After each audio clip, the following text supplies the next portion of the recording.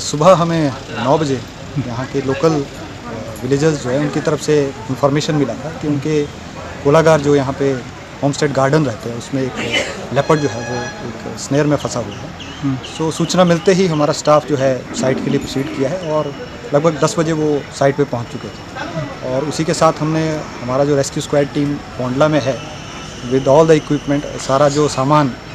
ऐसे कंडीशन में जानवर को बचाने के लिए उसकी लाइफ को बचाने के लिए जो चाहिए होता है मेडिकल डोजेज एक्सेट्रा लेके वो 10:30 बजे हम यहाँ ऑपरेशन शुरू कर दिए और उसके बाद जद्दोजहद होने के पश्चात अभी